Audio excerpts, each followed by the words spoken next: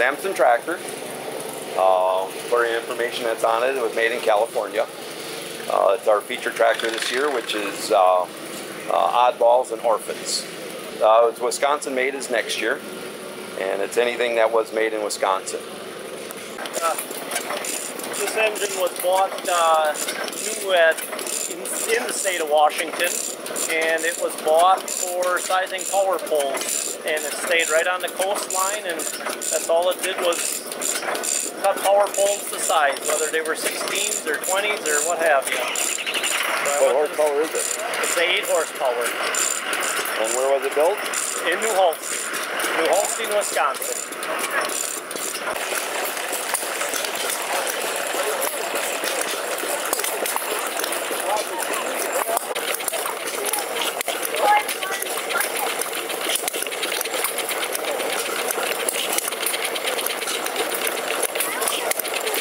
We're some putter monkeys that started 5 years ago. We started with 4 guys. We say Ray Ricker was our founder, because he kind of thought of the idea. We build all different things. You've seen all the different gas engines. We build steam engines. There's one guy that's not here. He built a copy of his milling machine and a shaper. But we got guys that's making a Gatling gun, 22 caliber. I mean, we build all kinds of things. It's just a hobby, and we enjoy it. Where are you located from? What area are you? We're from all over. I'm from Chilton, but we have people from Green Bay. We have people as far south as Milwaukee. Can you tell me more about this machine?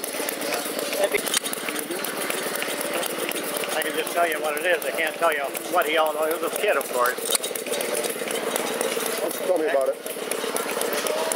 The roof centerboard that he built from a casting kit, and what's really neat is he made a slinky and turned that into an object for the kids to enjoy, and that's what we try to do, is make things more enjoyable for everybody, not just the adults.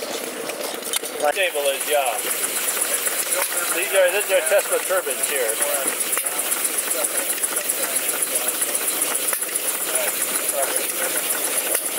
Yeah, I don't know. With no load, this one will go up around between 9 and 11. This one will have had up to 16,000. The lights should go on shortly. What is this casting for, sir? I'm running it off the propane in the tank. This is where the stove used to be, and then I made the manifold, so I'm running 40 pounds on the LP there, and 10 on this one. I don't know how much on the other one, but not much. Yep. I didn't know major stuff. That was number one, but it was being actually.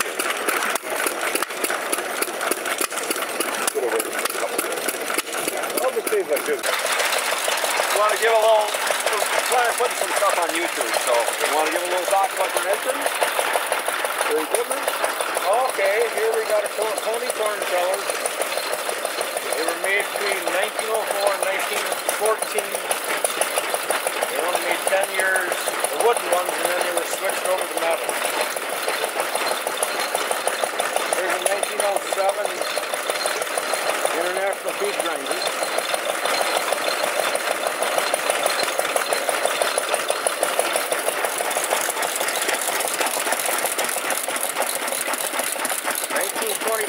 Horse M, excellent runner.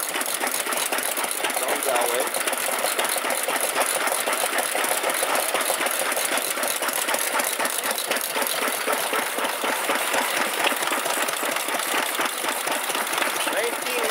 Understrike. This was made in Milwaukee, Wisconsin. I don't know if it's rare. It's got a brass tag on the back, so I don't know if that was a prototype or something they were dealing with. And this was both kerosene and gas. Yeah, kerosene and gas. We're running on gas now. Yeah, we're running on gas now. Everything was still on it. New man, part wasn't there. Oh. Sitting on the ground underneath on his pallet. So it was halfway protected. You hit the stuff piece. Okay.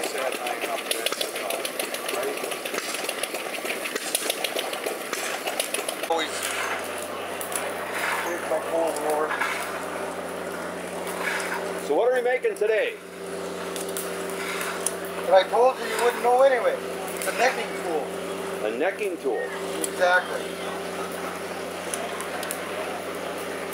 Just like this one, but smaller. Okay. If you were doing like this on a hammer, Right. and somebody else would, you'd have someone swinging a sledge for you, and you would bring down this edge all the way around, and then go from there with it. All right. It's a basic necking tool, but not the necking you're thinking about. So what kind of steel are you using? Is it just, is that This is tool steel? This I'm not sure on what I made this one out of. A piece of some shaft. For over 20 years. You've been coming to the show. I know it's been a long time. Yeah.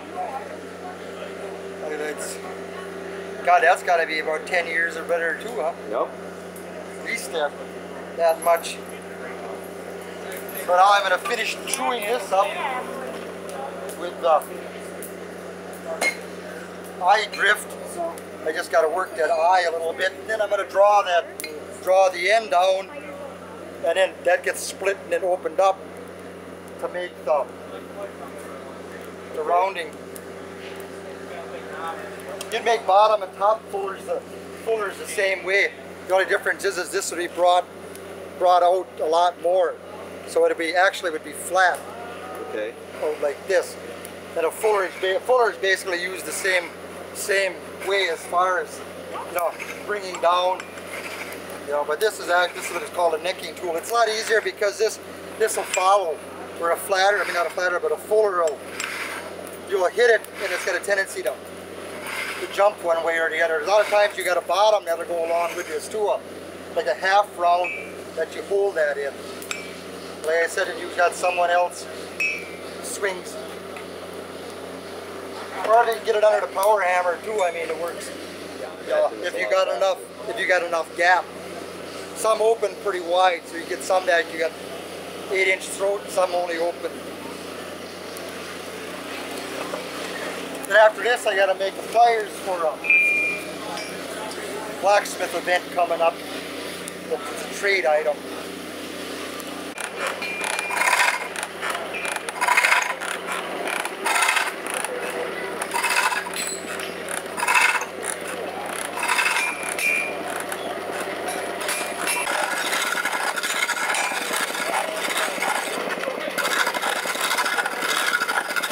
Does it work better the other way? I work longer. Okay. No, it's a lot easier going back and forth than it is all the way around. Right. I take it you built this yourself. Yeah. It's kind of like walking or running. Okay. This is like walking, and when you go all the way around, it's like running. Now, did you model this after some other PC equipment or your own design? Roy Underhill. All right. Yeah, I kind of took his plans and modified them because they were small. All right. He was bent over writing it, and I'm like, I ain't doing that 8 hours a day. And the plans were kind of half there. Okay. How to connect everything together, you kind of had to come up with your own idea and go from there, so there's nothing there.